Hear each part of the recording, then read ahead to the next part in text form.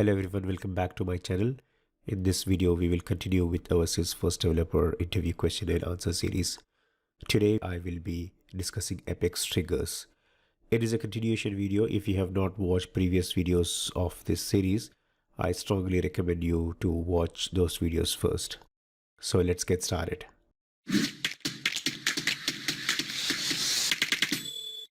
Can we call a batch Apex in triggers?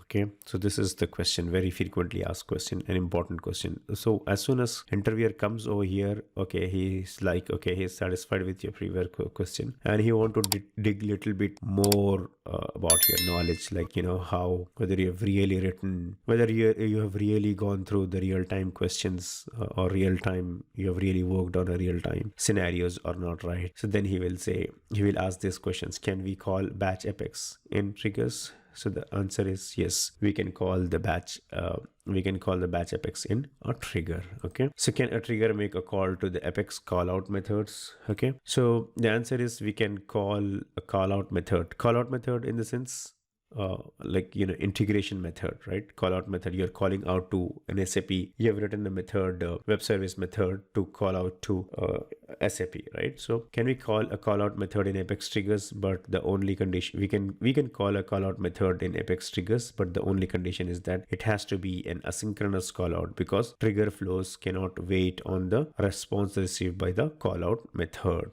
Okay, so this we can do, but it should be asynchronous. I know we have not discussed asynchronous so far, so I'll just give you a small not hint but a brief. Synchronous is, it means to say that you are writing a program in such a way that it happens immediately. Okay, asynchronous means you have written a program, you will call it, but it will take its own time to perform that logic and completes it. Okay, not immediate. So the condition over here is we can call a callout method from triggers, but it should be asynchronous. It should not be an immediate callout. Okay, it should be an asynchronous callout. Okay, so we should use a future method. Yes, we have not discussed about the future method also, so right now, but I'll give you a brief what is future method. So we should use a future method to call the callout methods in triggers. I think my first or second video, I don't remember exactly, is having a lot of annotations, right? At the rate test, at the rate at the rate future, at the rate something,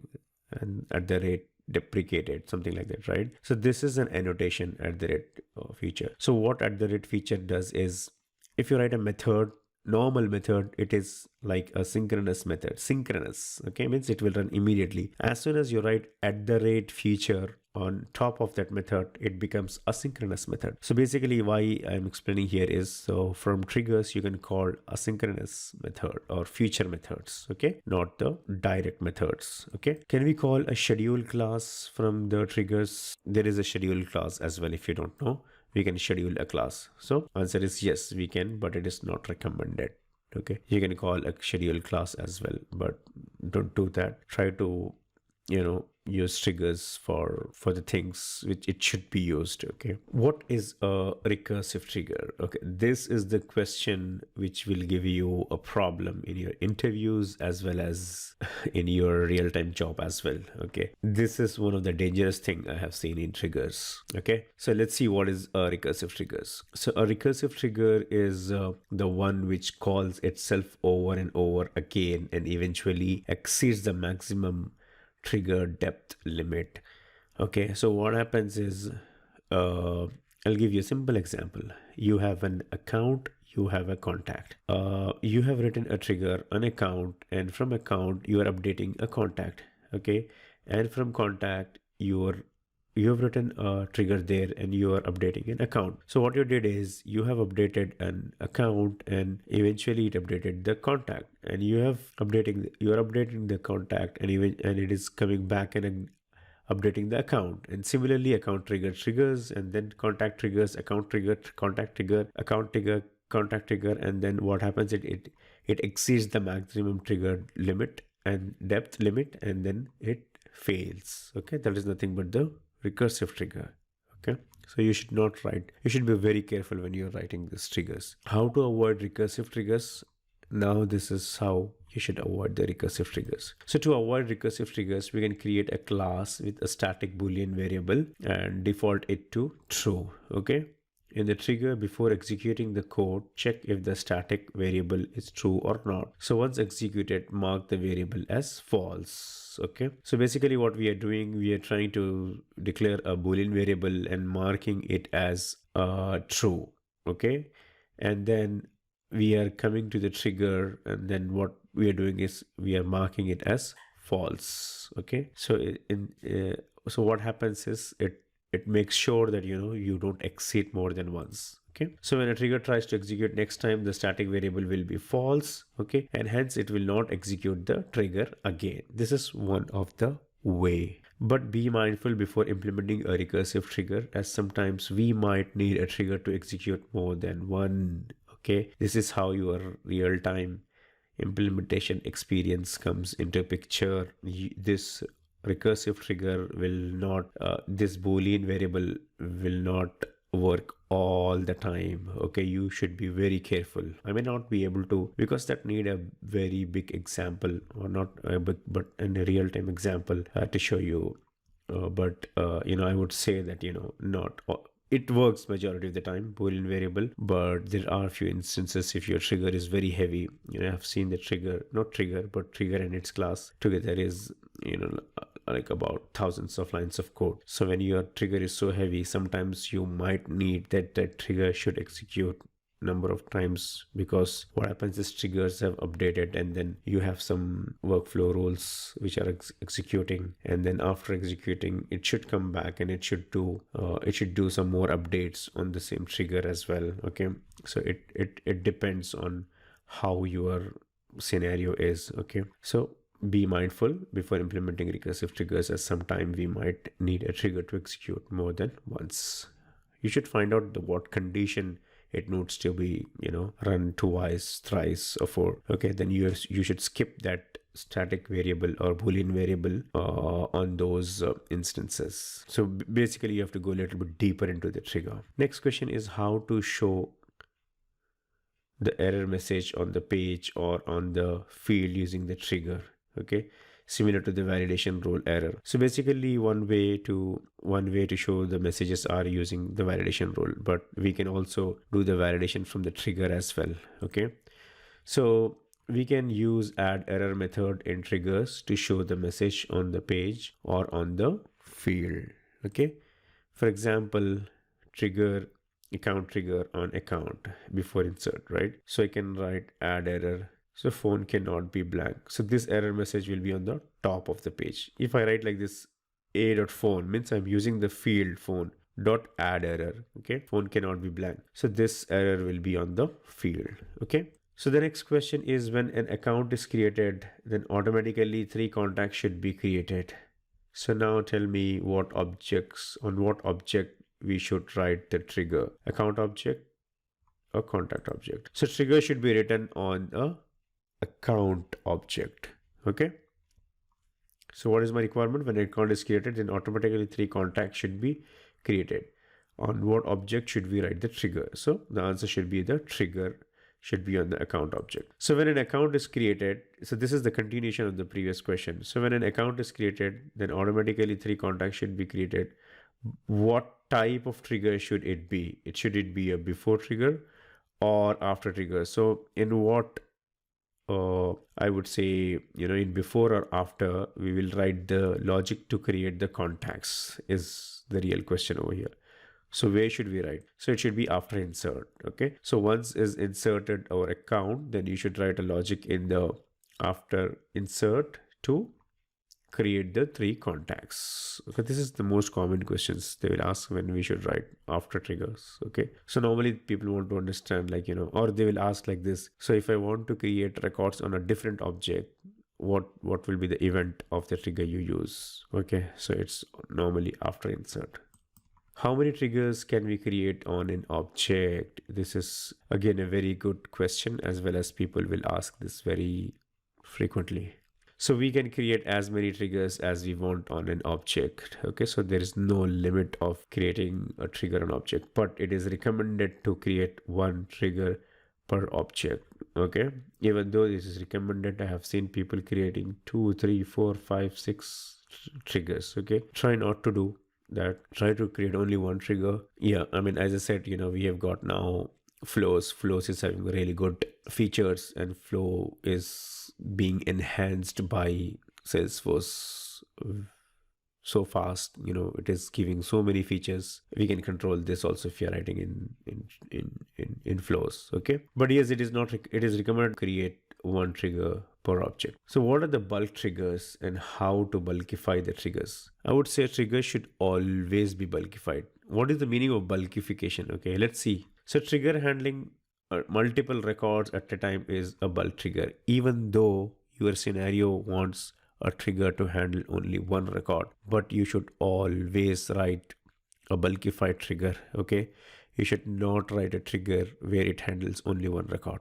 Okay, sometimes people write a trigger.new of 0, means it will be worried about just one record. You should never do that. Okay, so you should write a code where you are bulkifying. Your code should be feature proof. Okay, even though it asks once, but you should always write bulkified code.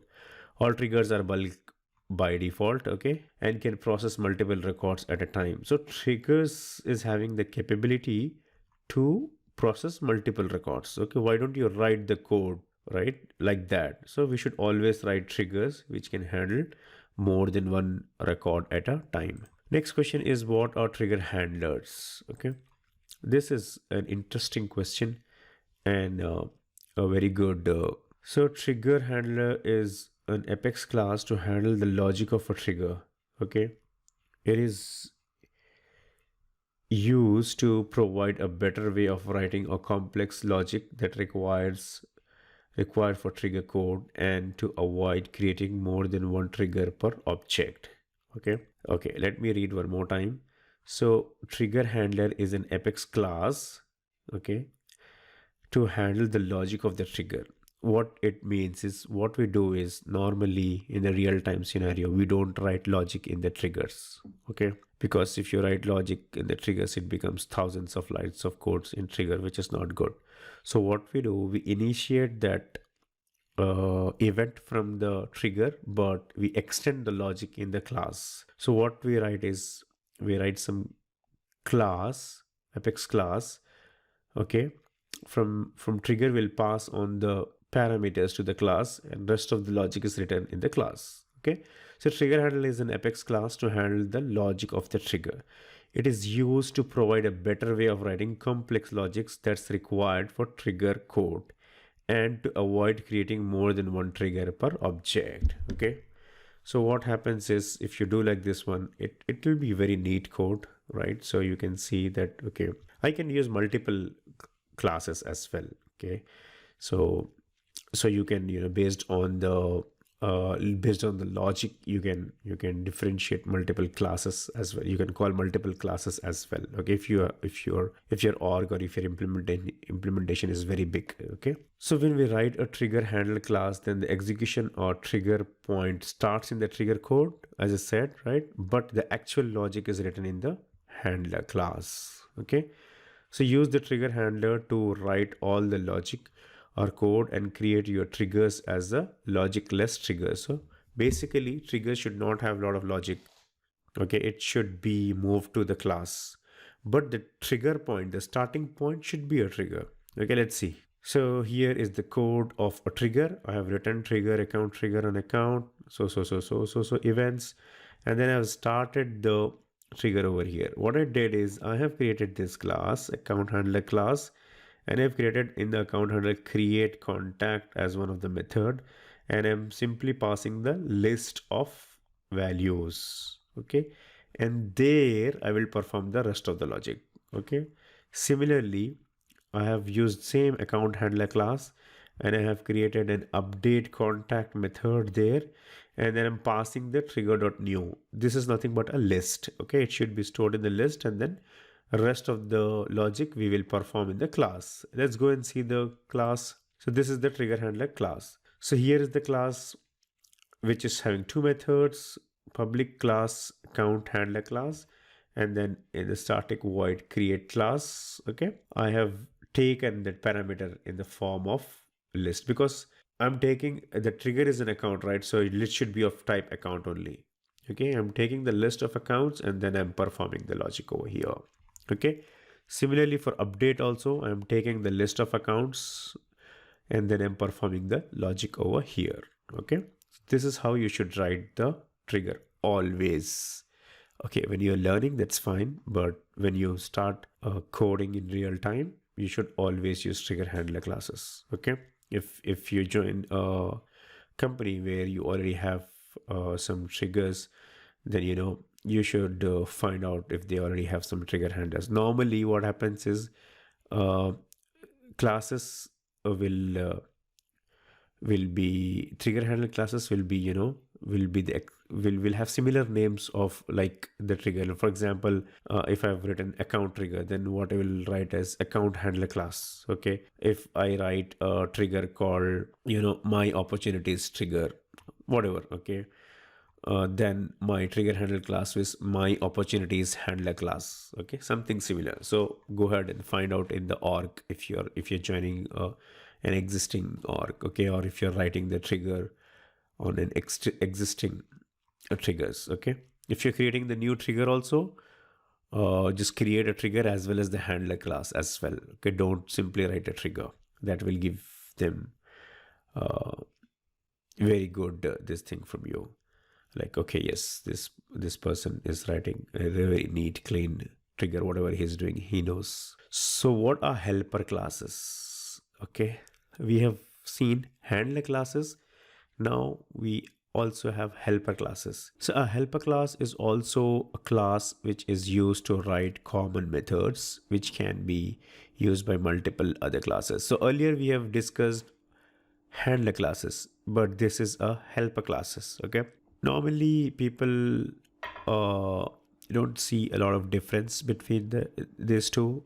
It can be interchangeably used by people who really don't know what is a helper class versus handler class. Okay, so again, a helper class is also a class which is used to write common methods which can be used by multiple other classes. Okay, so example, I want to write some method to find the weather of a city. Okay, or it's sometimes called as utility class as well. Okay, so I want to write a class to find out the tax for a salary or income, and to find the country of a city. Basically, I want to write a function wherein if I pass some value, I should get some results. Okay, kind of a utility class. Okay, so what I'll do is I can create a helper class wherein it gives me all the methods related to that. Okay, and then I can use those methods from anywhere from my program. So that is nothing but the helper class. Okay, so next, what are triggers best practices? The first one is one trigger per object and logic less trigger. As I mentioned, right, you should use handler classes. That is also one of the best practice. Context specific handler class. Okay, I can create one handler class for the whole account triggers. I can also create context specific. For example, I want to write a handler class only for before. Okay, I want to write a handler class for account trigger only, but only for after events. Okay, so like that I can do, but this I have seen very rarely. It's not necessary, because if you don't have a lot of logic, right, unless you are writing tens of thousands of code for very financial service cloud or financial service customer, right? So it's not required, but yeah, this should be enough. Logicless trigger, like one context, one handler class for the whole trigger. Okay, bulkify your code. Yes, your trigger should always be able to handle multiple records, not just one record. Okay, avoid SOQL queries or DML statements inside for loops. Okay, avoid collections, streamlining queries, and efficient for loops. Okay, you should always use collections are very powerful. Okay, if you are a developer and you don't know collection, you should go back and learn collections. Collection is heart and soul of Apex programming. Okay, you if you're a new developer and you have a friend who is already working in Salesforce, don't do anything. Ask him to open any class or any trigger and show you, right? In every class and every trigger, you will find collections. Okay, so that important it is. You should know how to use collections. Querying large data sets. So don't query large data set. Like for example, 50,000 records only Salesforce SQL query can fetch, right? So you are just writing a query without giving the limit. Today, while you are working on it, will not impact, because that time you might not have, if it's a new implementation, you might have not a lot of data. But as and when the org grows, it becomes it will have a lot of data, and then your queries will start failing.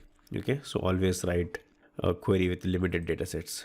Use feature appropriately. Okay, so as I said, right, we can call outs, so use it appropriately. Avoid hard coding of IDs. This you should never do that. Okay, so this is also one of the very frequently asked questions for triggers. Okay, so be mindful of all this. If you don't have to buy hard, but just understand it. Okay, don't buy hard anything in Salesforce.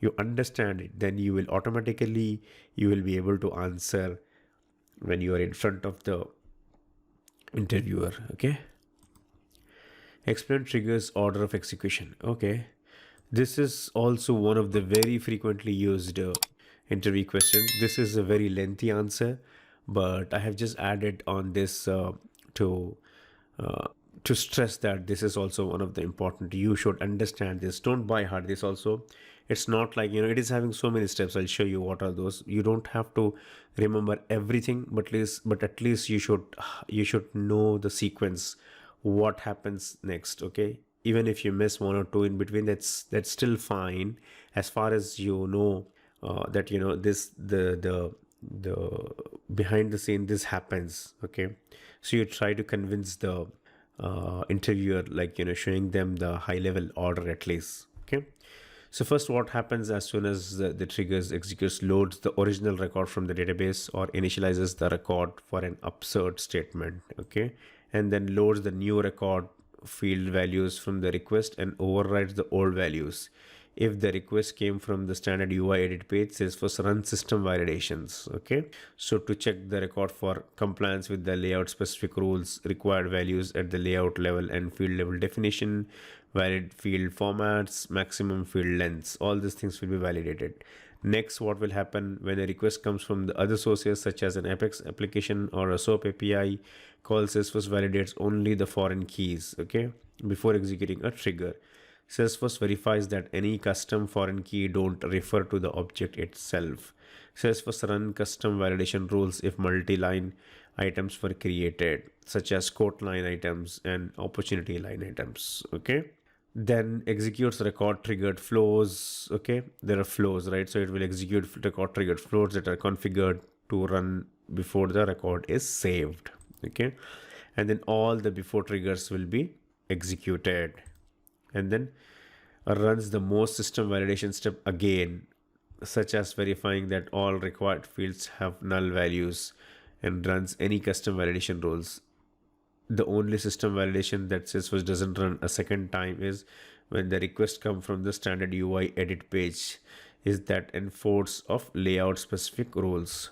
Okay, then execute duplicate rules if the duplicate rules identifies the record as a duplicate and uses the block action, the record isn't saved. Okay, understand what is duplicate rule also in Salesforce. It is very important, and no further steps such as after triggers and workflow rules are taken. Saves the record to the database but doesn't commit yet. It isn't committed, but it saves.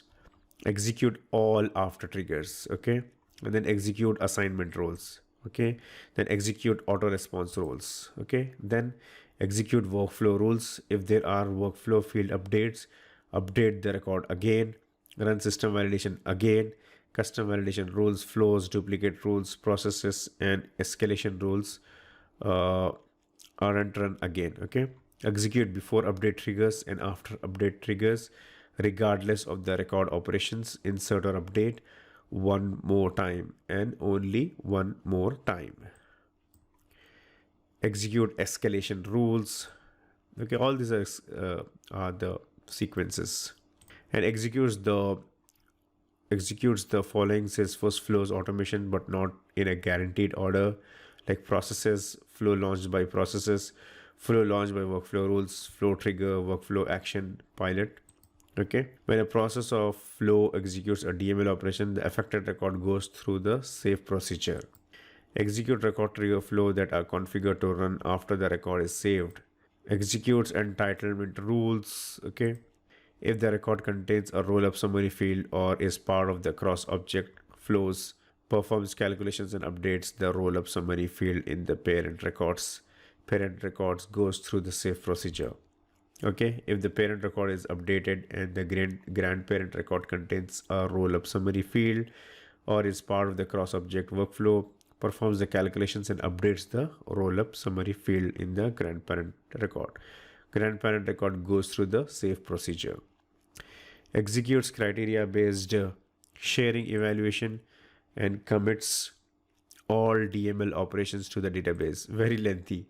After the changes are committed to the database, executes post-commit logic are executed. Example of post-commit logic, which includes sending emails, enqueued asynchronous Apex job, including queuable jobs and feature methods, and then asynchronous paths in record trigger flows. Okay, so these are all the steps, 22 steps. Okay, you know how much time it will take to execute all these 22 steps. It takes just milliseconds. Okay, so as I said again, don't by heart this. Okay, try to understand, then automatically it will comes out from you when you are giving an interview. Okay, so I'm again saying that interviewer is not expecting that you tell all these 22 steps accurately. You can be wrong here and there, but at least he should get an idea that okay, you know things. Okay, at least try to see what happens when before triggers updates, then what happens then after trigger updates, then when validation rules, right? All escalation rules, this rules, that rules. Okay, if workflow is runs, then update. If it updates something, then again it reruns few things, right? And then after inserts, then some few things happen. Then what happens is it will save the database, doesn't commit, whatever it's coming, right? You try to just take a high level view of it and remember. Like I will not say remember or by heart, but try to understand it, then automatically it comes. Okay, so that's all for this video. As I said, all the questions, most of the questions are referred from help.salesforce.com. Please go ahead and read it there as well. And I have also few of the videos I also refer to trailhead.salesforce.com. Thanks for watching. I hope this video helped you prepare for your Salesforce developer interview and crack your next job. If you have any questions which you want me to include in my videos, please post it in the comments below. Okay, and if you like this video, make sure to hit and subscribe to my YouTube channel right now. That way you don't miss the Salesforce interview question and answer videos like this one. Thank you. Thanks again.